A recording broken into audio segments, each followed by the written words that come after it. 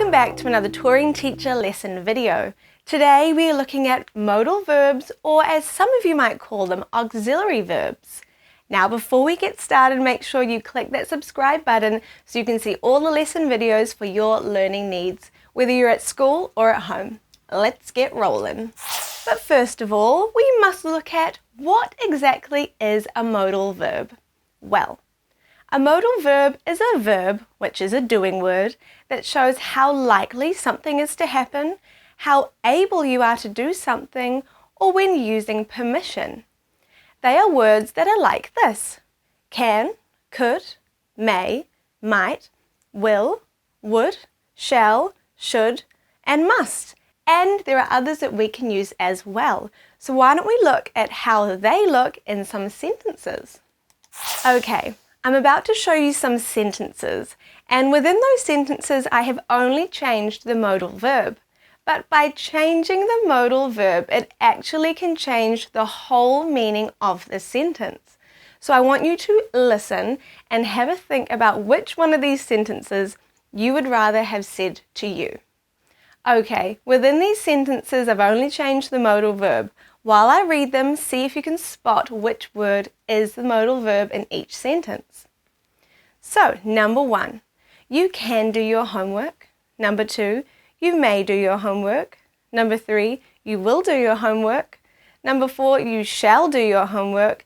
Number 5, you must do your homework. Alright, which one of those would you have rather heard? I know which one I would have rather heard. And I wonder if you were able to spot the modal verbs as well. Here they are in red. Have a look if they were the ones that you spotted. Well done! So I know that I would rather have heard you can do your homework, because that shows me that I can do it, but maybe I don't have to. But if someone said to me that I must do my homework, there's really no way of getting out of it. So I wonder which one you guys chose. Alright, let's have a look at some more examples. Okay, we're looking at another modal verb example, and this is showing how likely something is to happen. So this is showing whether it is certain, possible, or impossible. Here are some examples. It might rain tomorrow. It will rain tomorrow. So just by changing the modal verb, the meaning of that sentence changed to there might be some rain to it will rain tomorrow. Here's another one. I should be at school on Thursday. I can be at school on Thursday. So again, the same sentence, different modal verb, but the meaning has changed. That can't be Sarah's shoe. It's too small. It must be Sarah's shoe. It's a size 3. So there are some examples of how they're used, looking at whether something's certain, possible, or impossible. Okay. Now these modal verb examples are showing about how able we are to do something. So let's have a look. I can swim and I can't swim. So that's showing how able I am with my swimming. I could go to the mall. I will go to the mall. I could go to the mall is it's up in the air. I will go to the mall is showing that it's definitely happening.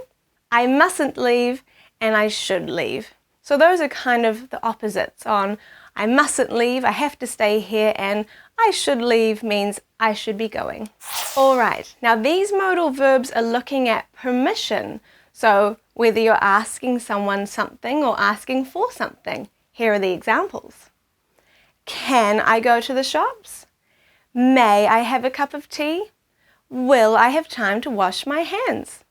So those ones there, with those sentences, they have a modal verb, but you wouldn't be able to switch those modal verbs out for any other type of modal verb, because otherwise it wouldn't make sense. So these ones are a little bit trickier.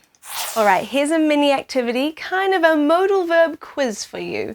I've got 4 sentences, and there's a gap in those sentences where you need to fit the modal verb. There are 3 options to choose from. It'll come up on the screen and I'll read the sentence and you need to choose which word you would fit in. Let's go. It is raining. You something want to take an umbrella. Alright, which modal verb would you use? Can, may, or should? Alright, the modal verb to be used in this one is, it is raining, you may want to take an umbrella. You might have heard your parents or caregivers say that to you on your way out the door. Alright, I wonder how you did with that one. Let's try the second example. We something go to school early tomorrow. You could choose from will, shall, or can. Alright, the modal verb that you would use in this sentence is, we shall go to school early tomorrow. Now you could read it with the other ones and it might make sense as well. We will go to school early tomorrow, or we can go to school early tomorrow. So with that one, I think you could use any of those modal verbs to fit in that sentence. Alright, example number 3. Tom something pay his electricity bill to have the lights turn on. If you don't pay your electricity bill, the lights turn off and you can't have any electricity or warmth. So what should Tom do? What needs to go in that missing space? Which modal verb will you choose? Should, can, or must? Alright, we're going to use the strongest modal verb here, which is must. Tom must pay his electricity bill to have the lights turn on. There's no way about it. He must do it, otherwise the electricity won't turn on. Alright, let's try the fourth and last example. We something to buy some fruit today. Which modal verb would you choose? Can't, have, or could? Alright, the modal verb to use in this sentence is, we have to buy some fruit today. Because if you try and use the words in the other space, I don't think it would really make sense. And it's always a good time going to buy some fruit. They're a wonderful healthy snack.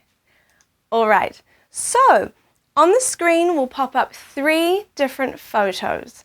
You can pause the video here, look at the photo, and I want you to write some sentences about that photo using the modal verbs. So you can either go back to the beginning of the video to look at the examples, or you might be able to use some of your own thinking skills and come up with the modal verbs yourself. Write down as many as you can and then skip on over to the next photo. There are 3 for you to choose from. When you've done that, I'll see you back here.